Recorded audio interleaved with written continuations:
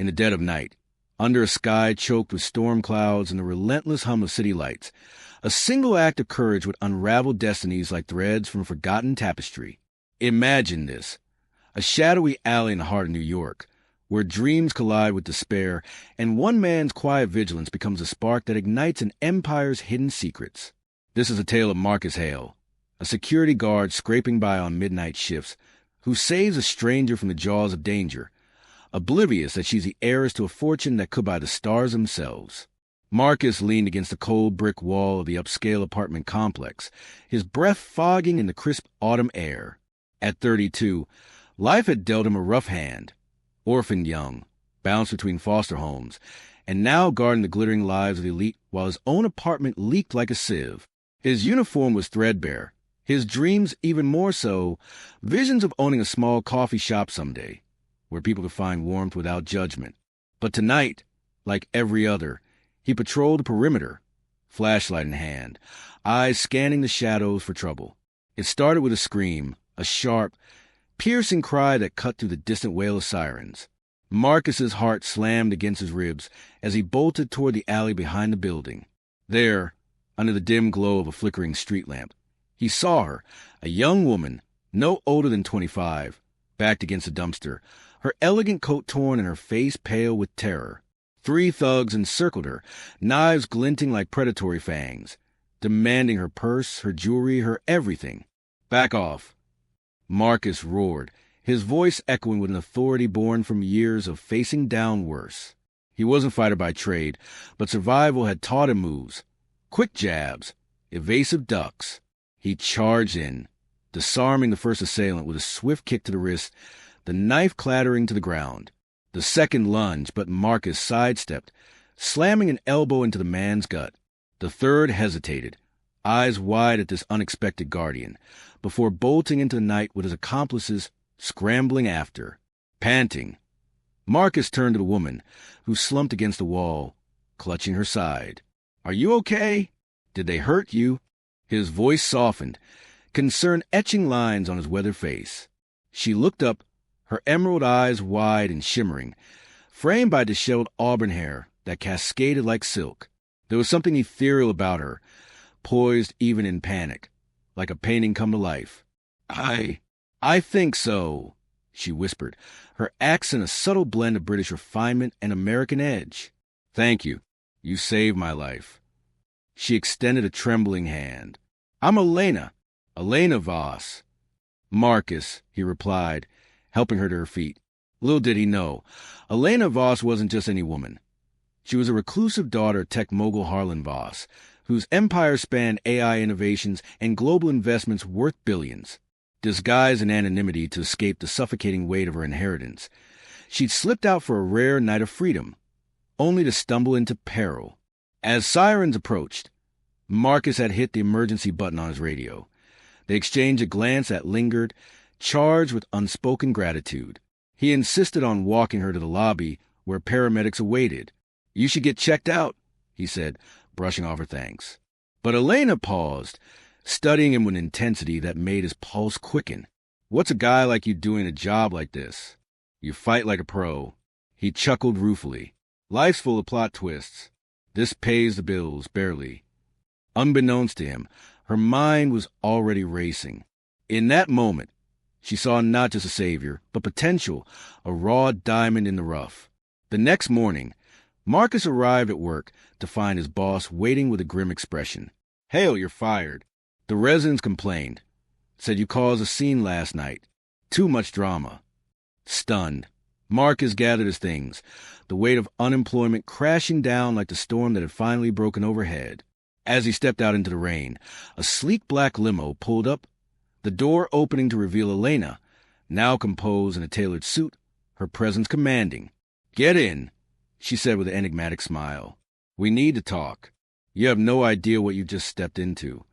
As Marcus slid into the plush leather seat, the city blurred past, and Elena began to unveil her world, a labyrinth of corporate intrigue, family betrayals, and a fortune teetering on the edge.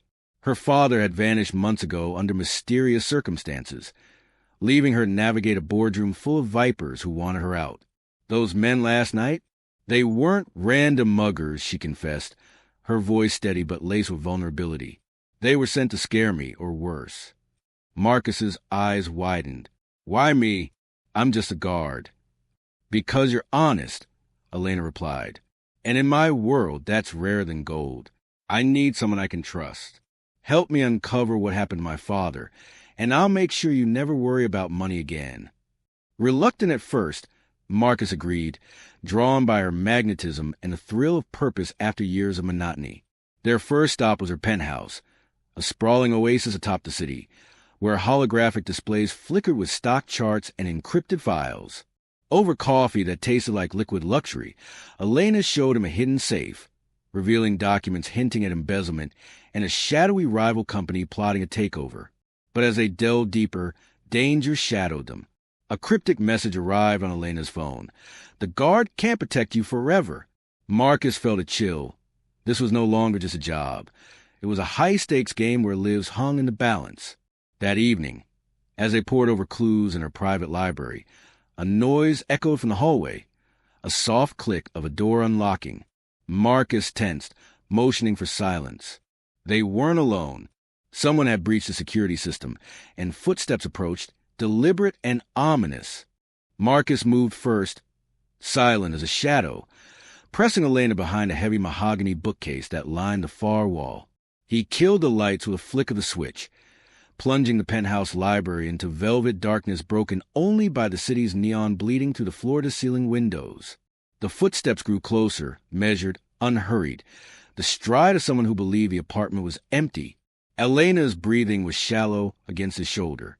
He could feel the tremor in her fingers as they brushed his wrist. He lifted one finger to his lips, then eased a concealed Glock 19 from a holster he'd worn under his jacket since the alley. He hadn't told her he carried. Most guards didn't. But Marcus had never been most guards. A silhouette appeared in the doorway, backlit by the hallway's soft LEDs. Tall, lean, wearing a charcoal overcoat and nitrile gloves that caught the faint light like dull scales.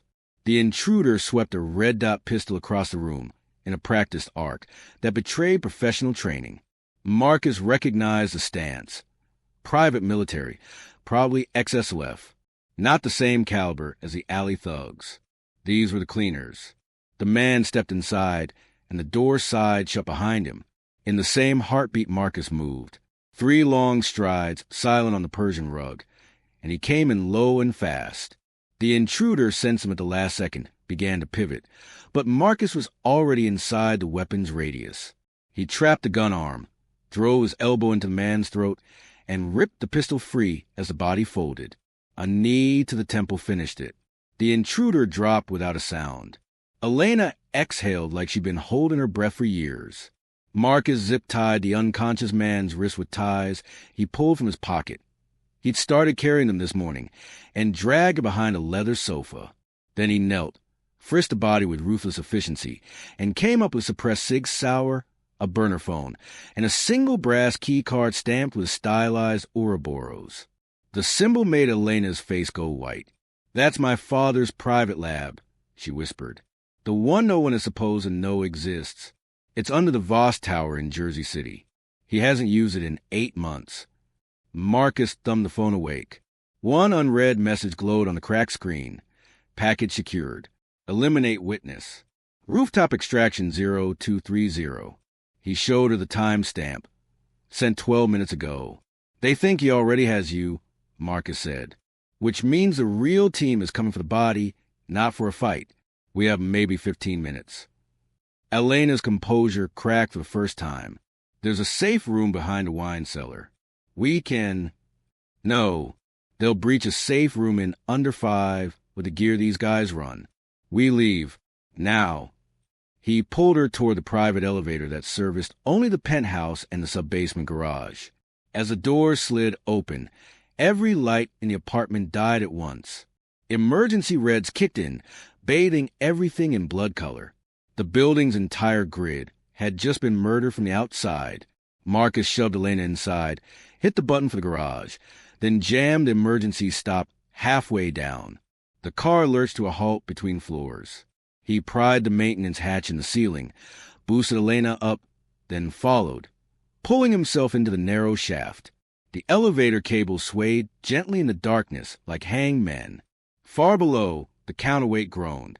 "They'll be on the roof and in the stairwells," he said. "But they won't expect us to climb." He looped a length of climbing tape from his belt around the cable, fashioned a hasty break, and nodded at her designer heels. "Those are coming off." She kicked them away without hesitation, revealing bare feet already bruised from the alley. Marcus felt something fierce and protective ignite in his chest. They rappelled down the cable in tandem. 30 floors of free-hanging darkness, the wind from the shaft whipping Elena's hair across his face like silk ribbons. When they reached the top of the elevator car in the sub-basement, Marcus hotwired the maintenance controls to send the car screaming back to the penthouse empty, a distraction. They dropped into the underground garage, a cathedral of polished concrete and sleeping supercars. Elena led him to a matte black Rivian, R1T tucked in the far corner. Her incognito vehicle, she called it, the one without the Voss crest. Marcus hot-wired it in 12 seconds flat. The truck purred to life on silent electric power. As they rolled up the ramp, 2 black Suburbans screeched across the exit, cutting them off. Men in plate carriers spilled out, rifles up. "Hold tight," Marcus growled. He floored it. The Rivian launched forward like a missile, T-boning the first Suburban hard enough to spin it into the second. Airbags bloomed, glass exploded, and Marcus punched through the gap, scraping sparks off both SUVs as they shot into the street. Bullets chased them, starring the ballistic glass but not punching through. Elena clutched the dash, eyes wild. "Where are we going?" "Someplace they won't look for a billionaire heiress," he said. "My old neighborhood in the Bronx." They ditched the Rivian 4 blocks from his crumbling apartment building, wiped it down, and led her through alleys he'd known since childhood. Rain began to fall in sheets, washing blood and adrenaline from their skin. When they finally climbed the 5 flights to his one-room walk-up, the contrast was almost comical. Elena Voss, who probably spent more on handbags than he made in a year, stepping over pizza boxes and busted drywall to stand in the middle of his 12-by-12 kingdom. He locked the door, wedged a chair in the knob, then pulled a gold bag from under floorboards, passports, cash, burner phones, a sawed-off Remington he hoped never to use again. Elena sank on the sagging couch, looking suddenly very small. "I've spent my whole life surrounded by security," she said quietly. "Tonight is the first time I've ever felt safe." Marcus paused, a half-packed duffel in his hands. The words hit harder than any punch he'd taken in years. She continued, voice barely above the rain. "My father used to say real power isn't money or bodyguards. It's someone willing to bleed for you when they have nothing to gain. I thought it was just a pretty quote, until tonight." He crossed the room, knelt in front of her, and gently lifted her chin so their eyes met. "I'm not doing this for money, Elena." "I know," she whispered. "That's why I'm terrified of what I'm about to ask you to do." She reached into her torn coat and produced a slim obsidian drive no bigger than a matchbox. "This is why they're trying to kill me. My father's last message, encrypted, biometric locked. He said only someone I trust with my life can open it. I think it proves the board is selling military-grade AI to hostile nations, and that they disappeared him to cover it up." Marcus stared at the drive, then at her. "You want to go to war with your own empire." "I want the truth," she said. "And I want the man who saved me for nothing to help me burn it down if we have to." Thunder rattled the windows. Somewhere in the distance, helicopters began to prowl the sky like wolves. Marcus zipped the bag, slung it over his shoulder, and offered her his hand. "Then we don't have much time. There's a guy in Jersey who owes me a favor. He can crack any encryption on the eastern seaboard. But we have to cross the river before they lock down every bridge." She took his hand. Her fingers were ice, but her grip was iron. As they stepped back into the storm, sirens converging from every direction, Elena glanced once more at the pathetic little apartment that had briefly sheltered a billionaire. Then she squared her shoulders and matched his stride into the darkness.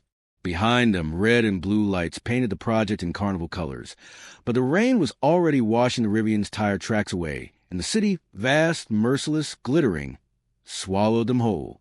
They slipped through back streets toward the subway, Two ghosts moving against a tide of uniforms and floodlights. At the 180th Street station, Marcus paid cash for 2 Metro cards under false names he'd kept warm for a decade. The train screeched and just as boots thundered down the stairs behind them. They boarded the last car as the doors closed. Faces pressed to the glass while black-clad operators sprinted the platform, too late. As the Ford train plunged into the tunnel, Elena leaned her head against Marcus's shoulder, exhaustion finally claiming her. He let her rest there, one arm around her protectively, while the city lights strobed across their faces like a silent film. Somewhere under the East River, her phone buzzed once, then died, remotely bricked.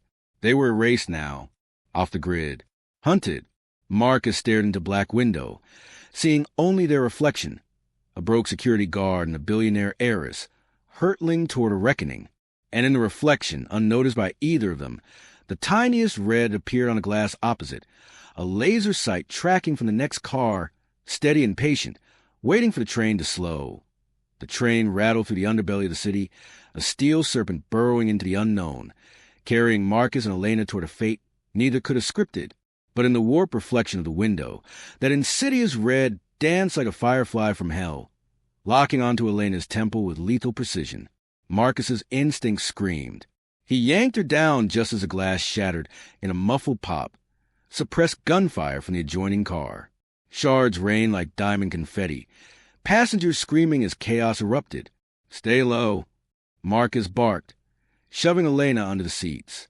He rolled to the floor, Glock in hand, and returned fire through the connecting door. Bullets chewed the metal frame, sparks flying in the strobing tunnel lights.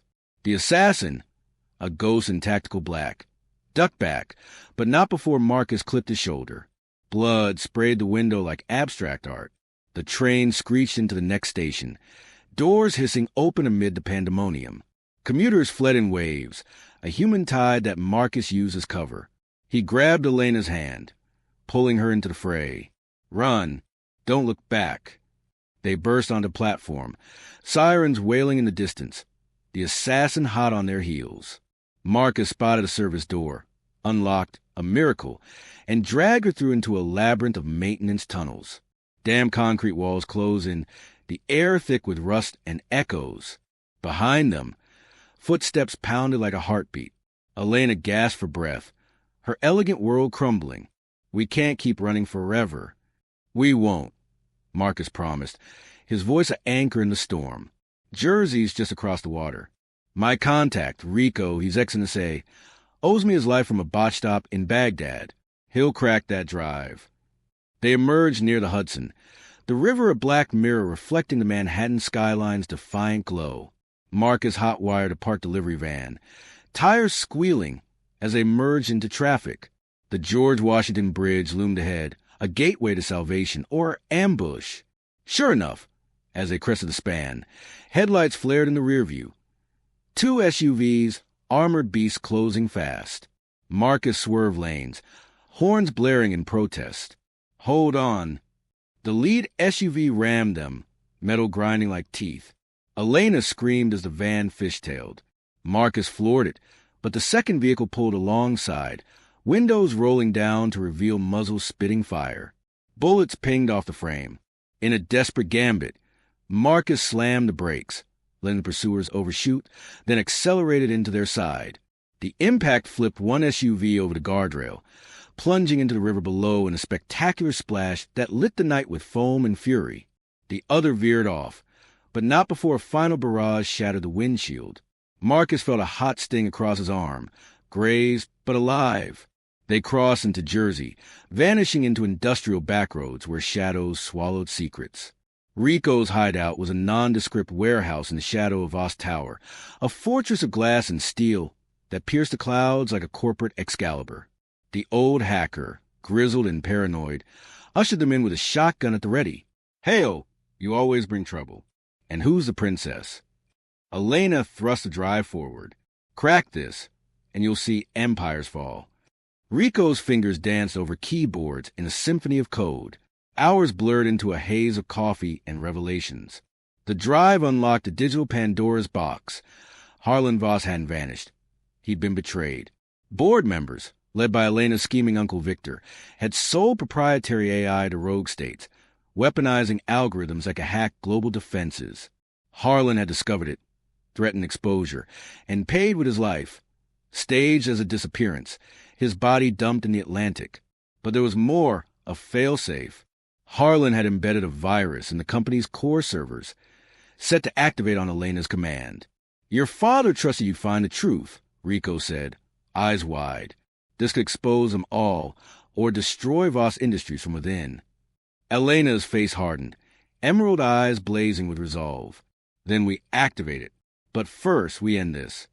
Dawn broke as they infiltrated Voss Tower via underground access tunnels, the Ouroboros keycard granting entry to Harlan's secret lab. It was a cavern of wonders, holographic interfaces pulsing with data, prototypes of AI drones humming like captive stars. But Victor was waiting, flanked by mercenaries, his smile oily and triumphant. "Niece," he sneered, "you should have stayed hidden. And you, guard dog, impressive but outmatched." The showdown erupted in a blaze of gunfire and fury. Marcus fought like a demon unleashed, disarming foes with brutal efficiency, his wounds ignored in the adrenaline rush. Elena, no fragile flower, grabbed a prototype stun device, zapping assailants into convulsions. Together, they were unstoppable, a symphony of survival. Victor lunged for Elena, but Marcus intercepted, tackling him to the ground. Fists flew in a primal clash, years of resentment boiling over. "This ends now," Marcus growled, pinning him.